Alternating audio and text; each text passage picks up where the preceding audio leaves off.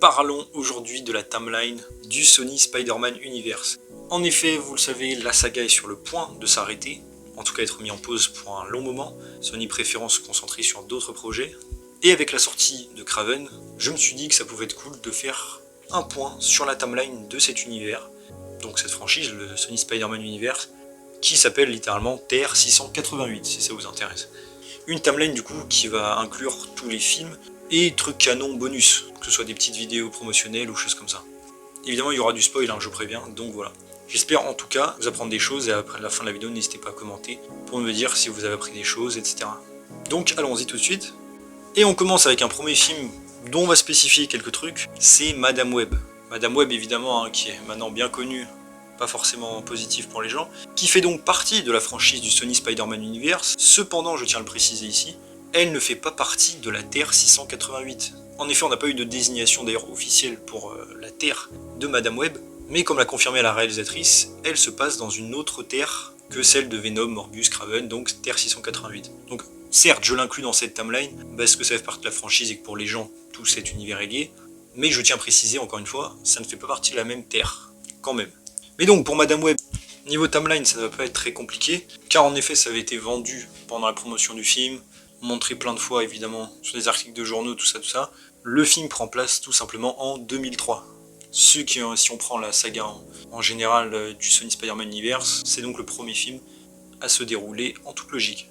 Au niveau d'ailleurs du mois exact, on ne sait pas exactement, mais au vu de la météo qui semble être un début été, enfin fin printemps, début été, qu'au niveau des arbres et plein de choses, la plupart des gens en ont déduit, moi compris, que ça se passerait, j'imagine, vers juin 2003. Alors oui, il y a un petit anachronisme avec une chanson de Britney Spears qui est censée sortir plus tard, mais bon, ça, on ne prend pas forcément en compte, surtout qu'à ce niveau-là, même dans le MCU, il y aurait beaucoup de problèmes d'anachronisme, donc c'est pas très grave.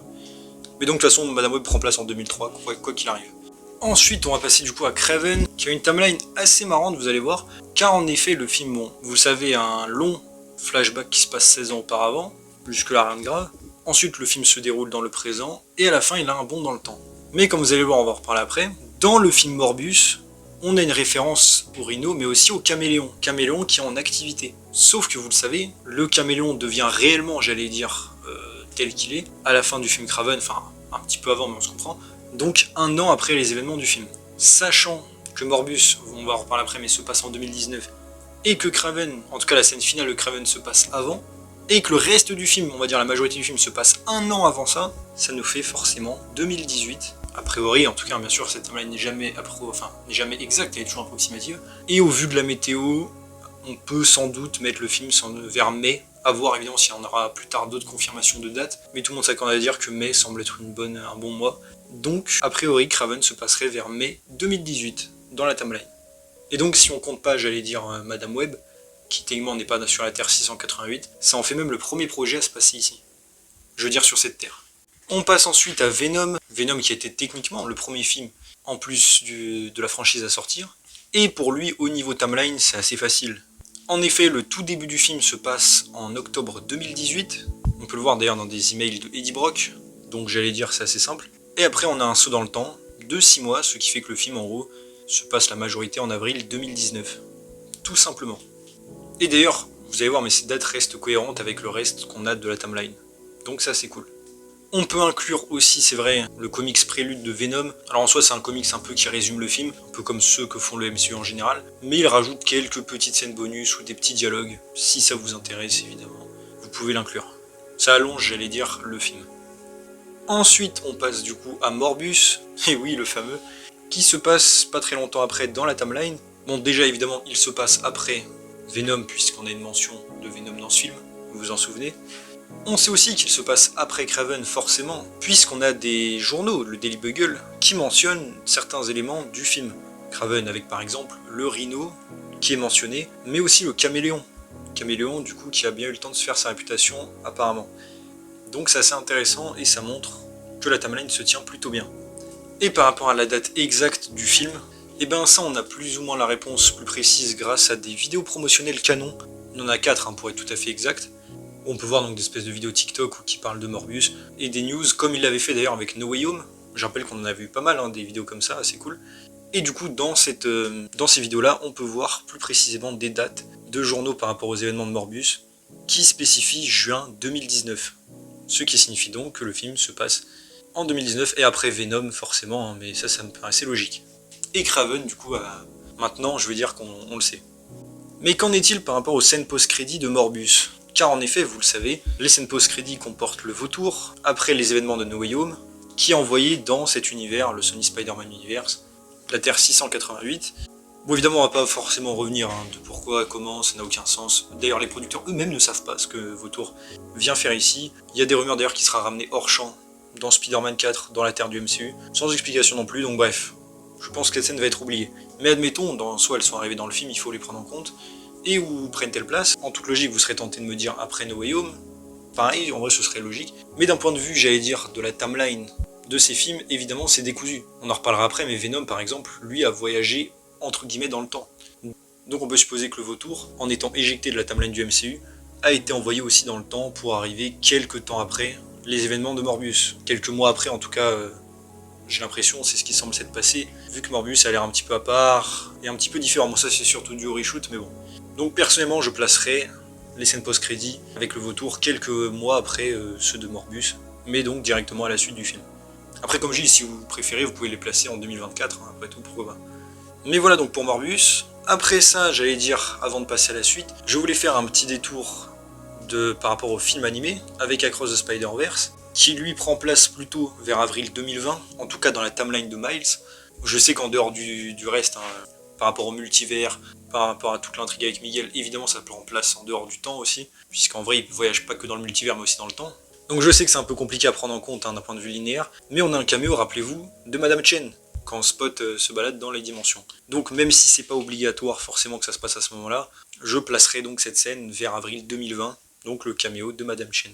On a aussi, j'ai failli l'oublier, une pub par rapport au magasin de Madame Chen, qui semble prendre place juste avant Venom 2 en tout cas, dans le sens où Venom apparaît, il tient la caméra, et il semble déjà assez proche de Madame Chen comme il est censé l'être.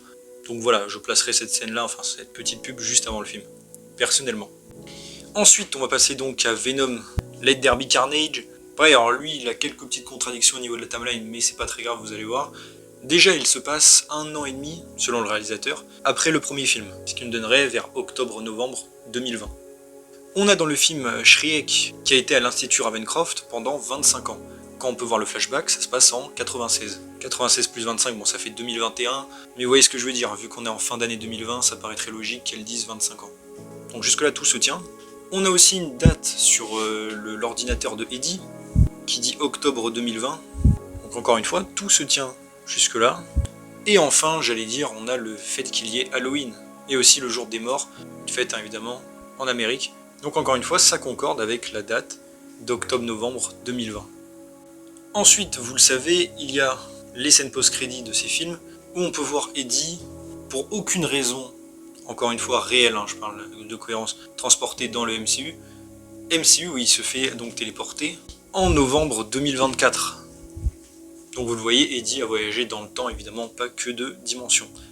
Il reste évidemment dans un bar à se bourrer, je sais pas pourquoi d'ailleurs, et à prendre des choses sur la terre du MCU, avant de se faire renvoyer, pareil, toujours pour aucune raison, entre guillemets par le sort de Strange, puisque de base il n'y avait rien à faire là. Tout ça pour qu'au final ce soit retcon dans le film Venom 3, et qu'en fait que ce soit Knull qui le renvoie dans la terre du MCU.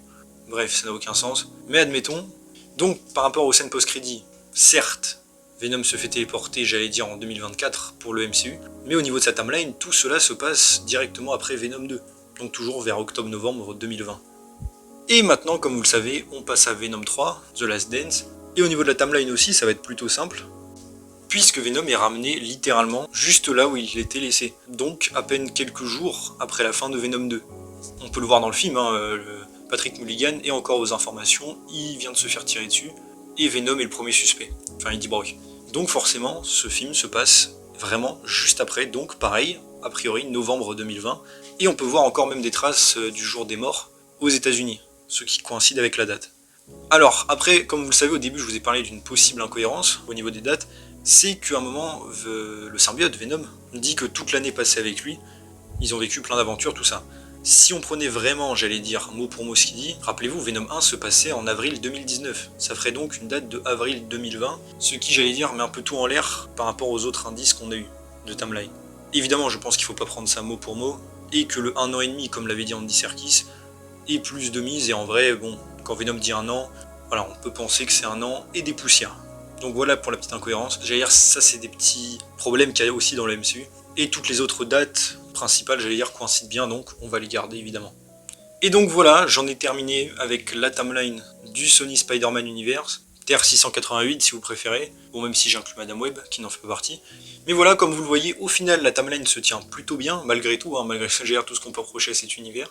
Ils ont quand même réussi à construire une petite franchise dans leur coin qui se connecte, en évitant, j'allais dire, pas mal d'incohérences. Donc au moins, j'allais dire bravo pour ça. Je tenais vraiment à parler, tant qu'on y est, pour faire un bilan de cette saga. Je l'ai fait avec les X-Men aussi d'ailleurs, et les Defenders. Donc je m'étais dit autant le faire pour cette saga. Peut-être que pour certains ça vous aidera à y voir plus clair. Et maintenant par rapport à la suite du Sony Spider-Man Universe, comme vous l'avez vu, hein, j'imagine, l'univers est mis en pause. Il n'est pas annulé, hein, comme beaucoup de gens le disent, mais mis en pause en tout cas pour un certain temps, puisqu'il se concentre sur la série Spider-Man Noir, qui ne fait pas partie normalement de la... Enfin, elle fait partie de la franchise, mais elle ne fait pas partie de la Terre 688 de ce qu'on sait. D'ailleurs, si elle se produit, évidemment, ce sera dans les années 30 normalement, comme elle est censée l'être. Donc voilà, vous saurez déjà où la placer niveau timeline. Et ils veulent se concentrer, comme j'ai dit, plus sur les films animés, là, Cross et tout, Beyond the Spider-Verse et Spider-Man 4 avec Tom Holland, donc à voir. Il y avait des rumeurs aussi qui revendent les droits à Marvel. Encore une fois, ça, j'ai des gros doutes, mais admettons. Et pour l'instant, tous les autres projets, même de rumeurs, semblent être mis en pause. Donc au cas où, voilà, au moins la timeline de cette saga est faite. Si jamais vous voulez la regarder, voilà, vous pouvez la regarder. En commentaire, évidemment, épinglé, je mettrai la timeline exacte avec tous les vidéos bonus éventuels, tous les trucs promotionnels, canon, qui font partie de la saga, si ça vous intéresse, bien sûr. En tout cas, voilà, maintenant, n'hésitez pas vous à me dire en commentaire qu'est-ce que vous pensez de tout ça. Est-ce que vous avez aimé ma timeline, déjà de 1, enfin ma timeline, faite avec des indices, j'allais dire.